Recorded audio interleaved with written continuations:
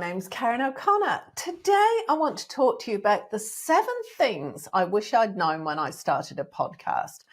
It can seem really overwhelming, and I've been podcasting for 3.5 years now, but there are a few things that I've learned over the years, and after talking to other podcasters, you go, yeah, I wish I'd known that when I first started.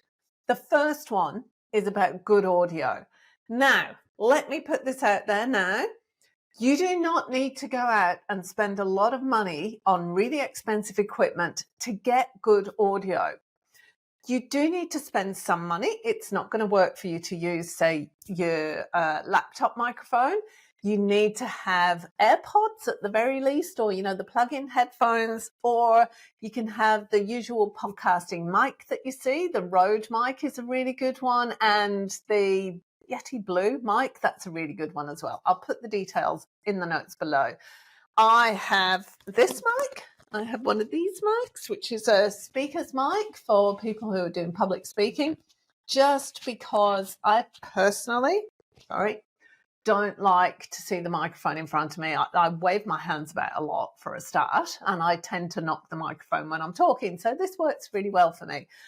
As the years have gone on, I've been podcasting for 3.5 years. What I've noticed is that investing in a good microphone for the normal podcaster, and certainly for somebody starting out, is becoming less and less important, because the apps these days, they have background reducing noise, they have echo reduction or elimination. And what you can do is, when you've finished your recording, you can run it through an app such as Audacity or Auphonic, and it will equalize the audio. So it will get rid of all those background noises, and you don't need to worry about that kind of thing. I don't know whether you've noticed, but since COVID and everything, Zoom has got a lot better if you're going to be doing interviews in terms of its background noise reduction and the quality of its audio. You want to make sure the audio is as good as you can. Just recording on your phone and then putting it out there is not going to be good enough. You really do have to put some effort into it. So just make sure that you at least use headphones, your AirPods or something, and run it through an audio equalizer before you put it out to the world. That's audio. Number 2, the second thing I wish I'd known is show notes, the importance of writing show notes. So when you go and look at somebody's podcasting channel, the first thing you see is a little bit of information about what the channel's about. That is like your About Me page on your website. And the thing about Me pages, it actually isn't about me. It's all about what I can do for you, me as the host of the website, what we can do for you to make your life easier, to make it better, how we can support you. That is what your show notes, your channel show notes are about.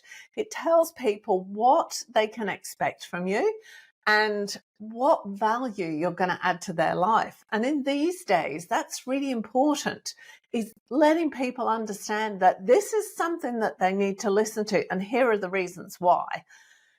The other kind of show notes is the one that you do for each episode.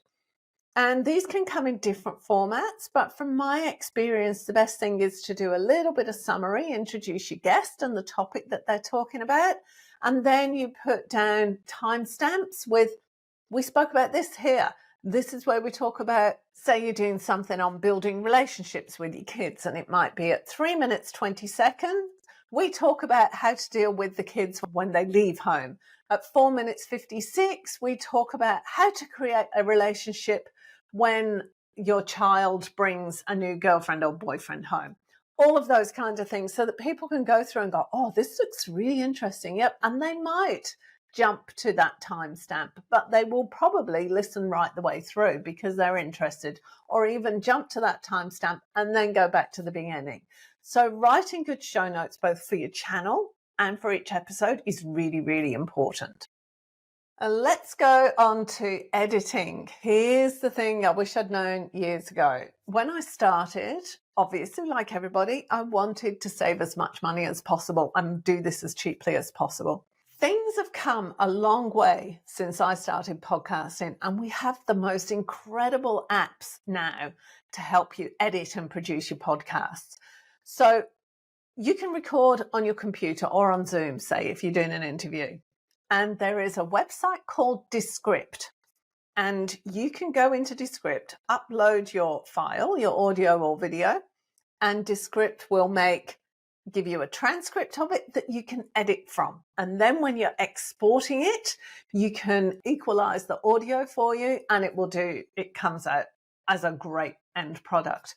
There are always free versions of these kinds of software like Auphonic and like Descript. My advice is just pay a little bit of money. They're not expensive, and get the upgraded version if you can, because the amount of time you will save by spending $10 a month on something like Descript is enormous. If you sit there like I used to have to do with GarageBand or iMovie, and you've got to edit it yourself, and you have to go through each bit and you have to match up the video so that it doesn't look as jumpy as it might have done, it's so time consuming. It is worth the $10 a month to pay for something like Descript, where you're editing from the transcript and you just go delete all the oh yeah and things from there, all the filler words, all the gaps, and it just does it all automatically for you. So just fork out a little bit of money. That would be my advice. Okay, number 4 is batch produce your episodes. What I mean by that is do quite a lot all at once, at least 4 or maybe 5 all at once. Do them all in a week. So get them all recorded in the space of a couple of days, edit them all and get them all up and ready to go out, scheduled to go out, so that you don't have to think about it again. It can be very tedious if every week you've got to spend every Tuesday night and Wednesday night sorting out your podcast. If you just go 5 nights straight and you've got a month and a bit's worth of podcasts done, it is so much easier. It makes your life so much easier, because that leaves you free to go on and promote your podcast and do other things like bringing in more money or whatever you're doing. So batch produce, do them in bulk, do them at once, all at once. It'll save you a lot of effort. It'll be a lot easier.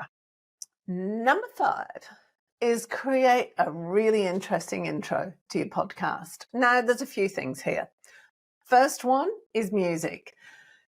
You can go, there's lots of free music. YouTube has a great library of free music that you can use to download and help you find appropriate music for your intro. So you've got to decide what it is you want people to experience from your podcast. Is your podcast uplifting? Is it inspirational? Is it soothing? Is it upbeat? Is it a corporate podcast, a business podcast? Is it very professional? Is it theatrical and dramatic?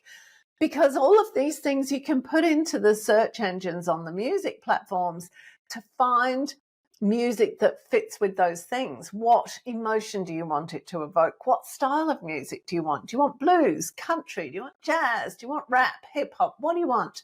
And you can choose all these things. But what you want to choose is a piece of music that encapsulates basically your personality, I suppose, who you are, how people are going to find you, what is the emotion that you want to convey from what you're talking about. So choose the music carefully. And I'll come to that later. There was something else I was going to say, but we're going to get onto that in a bit, because that's number 7. The second part of the intro is what you're going to say in the introduction. So you want to say something like, hi, you're listening to the Menopause, Marriage and Motherhood podcast.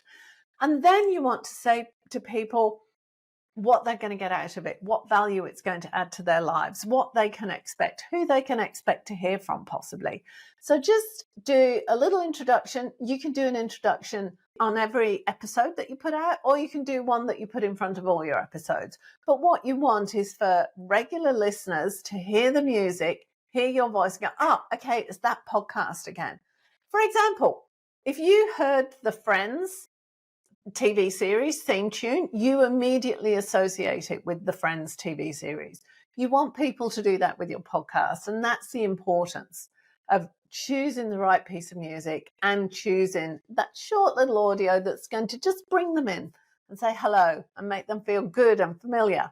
Okay, here's one that is an interesting one and would never have occurred to me before I had a podcast. The best way to promote your podcast is go on other people's podcasts. That sounds weird, I know, but think about it.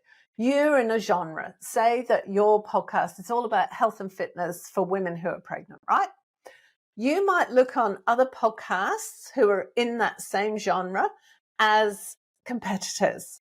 But what if you go on podcasts who focus on other aspects of pregnancy?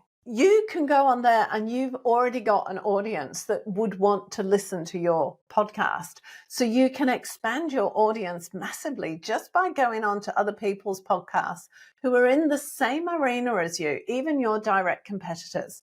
Because people don't just listen to one podcast. They're free, for heaven's sake.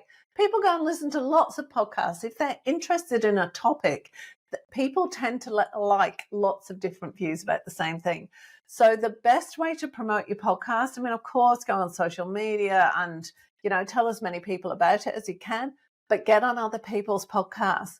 And it gives you such a great perspective as well, because you got somebody asking you questions about things, and it's a real change if what you tend to do is interviews. So that's my tip number 6. And number 7, and this one I wish I'd known all along, and I still fall into the trap of this. You can change anything at any time. So all of the things we just talked about, your intro, your show notes, all of the graphics that you do with it, the topics that you cover, the name of your podcast, all of it, you can change it at any time. What you do now is not set in stone. You might have 20 podcasts that you did when you were teaching something slightly different or talking about something slightly different. But your business has moved on now and you've moved into a slightly different area. That's still really valuable information, but it's not got the right feel to it. The intro and outro is wrong. The colors are wrong. You've changed all your corporate colors. You can take all those things, rename your podcast, put a new intro and outro on, write new show notes. You can change everything. So if the fear of, oh my goodness, what if the name's terrible? What if I don't like it? What if nobody listens to it? What if the graphic's wrong?